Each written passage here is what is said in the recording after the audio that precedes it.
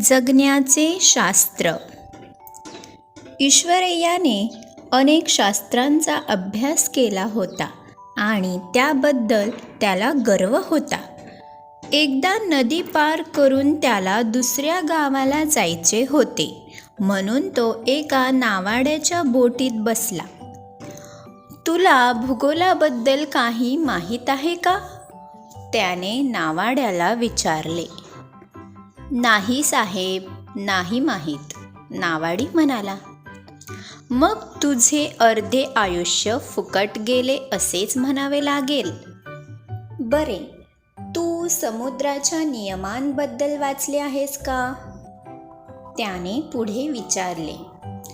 नाही साहेब, नाही वाचले, नावाडी उदास होऊन म्हणाला. मग तर तुझे पूर्ण आयुष्य फुकट गेले असेच म्हणावे लागेल. आता तरी शास्त्र वाचणे सुरू करा, ईश्वरय्याने सल्ला दिला. तेवढ्यात मुसळधार पाऊस सुरू झाला. बोट बुडण्याची शक्यता आहे. आपण नदीत उडी मारून पोहत किनारा गाठला पाहिजे, नावाडी म्हणाला. तुम्हाला पोहता येते ना? नाही नाही, नाही येत, मी पंडित आहे, मला वाचवा, ईश्वरय्या घाबरून म्हणाला. महोदय, मी तुम्हाला नाही वाचवू शकत.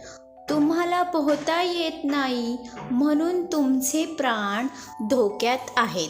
मी शास्त्र वाचले नसले तरी मी जगण्याचे शास्त्र शिकलो आहे, असे म्हणून नावाड्याने नदीत उडी घेतली आणि पोहत पोहत सुखरूप काठावर पोहोचला.